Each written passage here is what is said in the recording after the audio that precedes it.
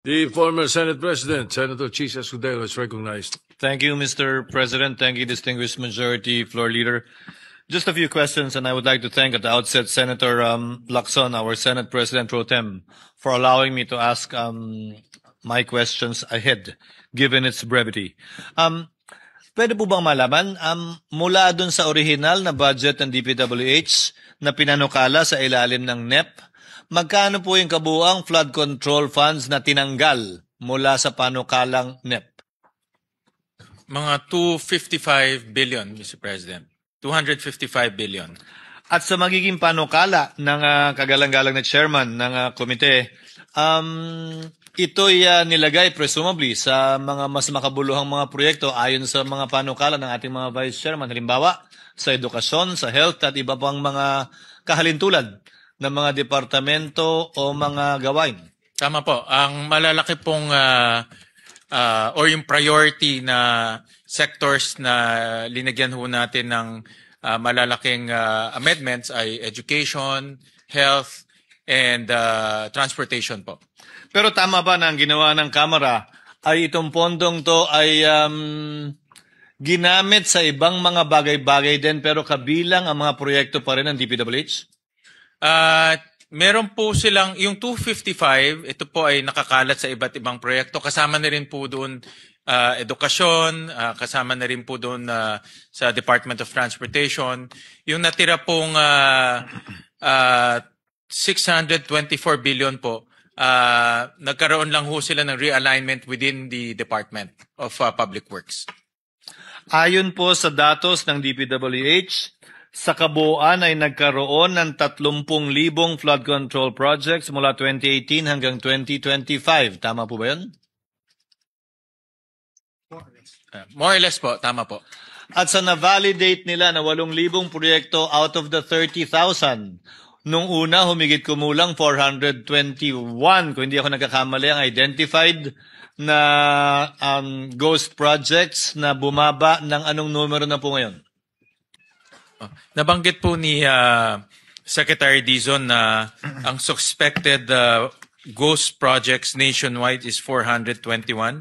At ito po ay tuloy-tuloy po yung validation po ng ICI at DPWH. So initial po lamang yun? Initial pa lang po. At base sa kanilang initial na pag-aaral, mga anong taon na may pinakamaraming ghost projects na sa na-identify nilang 8,000 proyekto out of 30,000? Hindi pa ho nila masabi ngayon dahil ongoing pa rin po ang validation nitong 8,000 na projects po. Doon sa na-identify po lamang na 421 initially, anong taon po karamihan ito? Alam ko po na ang saklaw na period ay 2018 hanggang 2025. Ang tinatanong ko po, ano pong taon karamihan ang may nakita kayo? Mga 2023 and 2024 po ang peak o pinakamaraming out of this 421 suspected. Na tumutugma sa naunang talumpati, kung naalala ko ng tama, ng ating kasamahan at Senate President Pro Tem na si Senator Ping Lacson sa kanyang talumpati na dineliver dito sa plenaryo ng Senado. Dumako naman po tayo sa 2025 budget. Valid pa po ba yung budget hanggang sa susunod na taon tulad ng mga ibang budget na nakikita natin at pinapasa ng Senado? Is the budget valid for 2 years? Valid pa ho until 2026. Ang obligation rate po nila is 76%. Ang disbursement po is about 49%. So yung mga hindi ho nagastos nila valid will be until 2026. Actually, ang tatanungin ko po ay gaano tayo makakatiyak na hindi mangyayari sa 2025 budget yun nangyari sa sinabi po ng kalihim sa inyo kaninang narinig ko na karamihan ng ghost projects na na-identify nila ay nasa taong 2023 at 2024. Ano po ba ang mga hakbang na ginagawa nila para matiyak na hindi na ito mangyayari pang muli? So, nabanggit po ni Secretary Dizon sa akin na nagkaroon din ho sila ng reshuffling ng mga district engineers at the same time, may strict instructions ang secretary na dapat lahat po ng projects ini-inspect para po masigurado na wala pong ghost projects and substandard projects. At the same time, inilunsad na po yung transparency portal na lahat po ay nandoon yung project. So ang taong bayan mismo pwede nang magsumbong, mag-report o pwede nang magbigay ng impormasyon kung ano po yung status ng project. At ang assumption ko po nito ay masusunod din yung kautusan ng Pangulo. Nababaan yung costing ng mga proyekto kumpara sa costing ng nagdaang taon.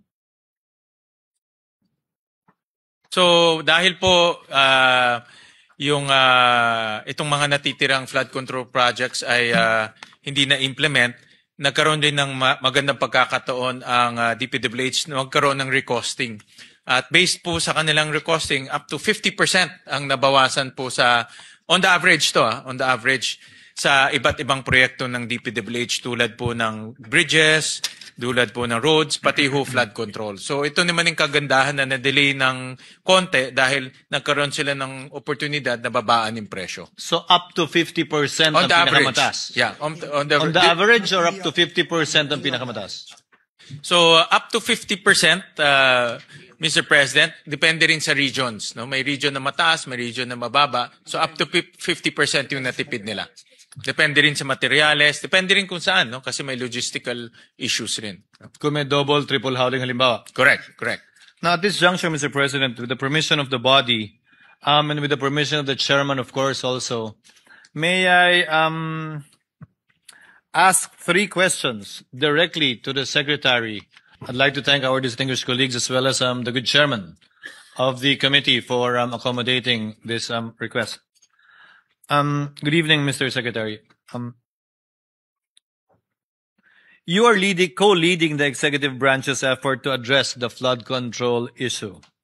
As someone who holds the reviews and documentary evidence that your department possesses, may I ask, sa anong punto kayo nakumbinse na kailangan sampahan ng kaso na ang dating speaker at dating kongresista na si Ginoong Ko? Kay Mr. President, magandang gabi po. Maraming salamat. Kay former Congressman Zaldico po, ito po ay unang refer na ng ICI at ng DPWH nung, kung di ako nagkakamali po, end of September or a few weeks after mabuo ang ICI, nag-refer po kami sa Ombudsman, Office of the Ombudsman ng referral to file cases on the projects in Oriental Mindoro involving SunWest Corporation. At in fact, ito din po ang unang kasong final ng Office of the Ombudsman itong nakaraang linggo sa Sandigan Bayan na kinagabasan na rin po ng warrants of arrest laban kay former Congressman Zaldico at sa iba't iba pang mga opisyales ng DPWH at ng iba pang mga private individuals. So at that point po, base sa inspeksyon na ginawa namin nung nandun po ako sa Mindoro kasama ni Governor Bons Dolor, at sa ebidensyang nakalap na ipinasa po namin sa ICI nung ito ay nabuo, dun po namin sabay na final sa Ombudsman yung referral na yon. At yun na rin nga po ang unang kasong final sa Sandigan Bayan nitong nakaraang linggo lang. Yung sa dating speaker, Mr. Secretary, kailan po ito napagpasahan? Opo, ito po ay siguro po mga ilang linggo lang, itong nakarang ilang linggo lang, base na rin sa mga nakuhang ebidensya ng DPWH at dokumento ng mga proyekto ng SunWest Corporation at ng iba pang korporasyon ni former Congressman Zaldico tulad ng High Tone Corporation across many years, Mr. President, no? At base na rin ito dun sa naging sworn testimony ni Sergeant Gutesa dito sa Senate Blue Ribbon hearing. At base po doon, sinamit po namin yon as facts sa Office of the Ombudsman kasama ng ICI, kasama na rin po nung mga interviews ng ICI kay former Speaker Romualdez, at yun po ang naging basihan nung aming mga rekomendasyon na isinumiti po namin sa Ombudsman nung Biyernes. At ang kabuang halaga po nito ay? Sa aking pagkakalam ko po, no, ang total from 2016 to 2025 ay mahigit 100 bilyong piso po sa between SunWest Corporation and Hightone Corporation. Thank you, Mr. Secretary. Thank you, Mr. President. Pangalawang katanungan po, nabasa ko pero hindi ako tiyak na sinama bilang bahagi ng mga ebidensya ang affidavit ni Gutesa o Orly Gutesa. Sa kabila ng pagkakaroon nito ng problema o issue sa notaryo o pagnotaryo na lumabas sa pagdinig ng Senado at gayon din ng mga newspaper reports. Totoo nga po bang kasama ito? Kasama po.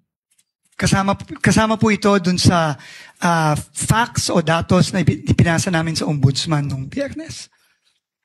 Dahil sa kabila po ng issue at problema? Ayon po sa aming mga abogado, nung pinag-aaralan po ito naman po ay sinumpaan during the Senate Blue Ribbon hearing at base po doon, isinama po namin ito doon sa aming sinumite sa Ombudsman. Bilang panghuling katanungan, Mr. Secretary, di po kaila sa publiko ang relasyon ng dating Speaker sa Pangulo.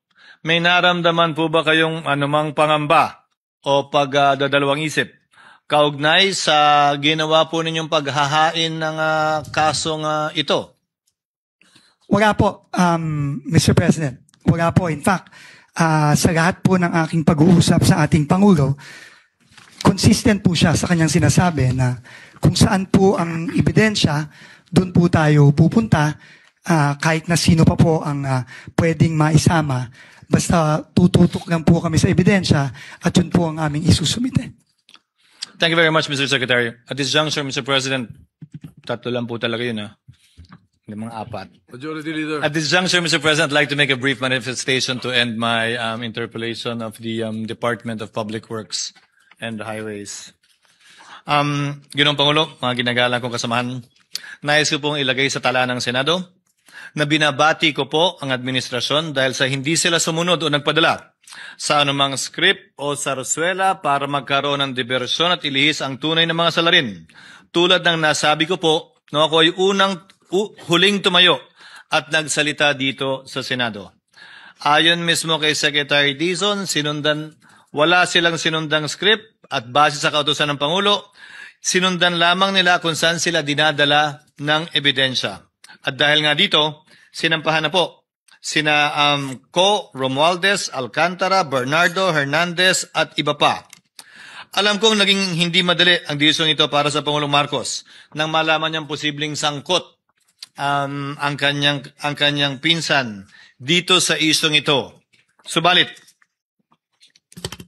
Ginoong Pangulo, nais ko pa ring sabihin na binabati ko ang sigasig ng Pangulo na panagutin ang mga tunay na dapat managot at pagtutol niya sa anumang diversyon dahil madami ng mga inosenteng tao na dadamay sa tangkang paglilihis na ito. Dapat lang po tayo magalit sa korupsyon at anumang uri ng pang-aabuso sa kapangyarihan. Subalit huwag tayo maging padalos-dalos sa paghusga, maging mapanuri po tayo sa mga mema at nais lamang magpunla ng pagkakawatak-watak, hindi lamang po natin dito sa Senado, pero gayon din po sa buong bansa. Upang sa gayon, maharap natin ang mas mabibigat na problema na dapat kaharapin ng ating bansa kaugnay sa ekonomiya at pagbibigay na mas magandang kalidad ng buhay sa mas marami sa ating mga kababayan.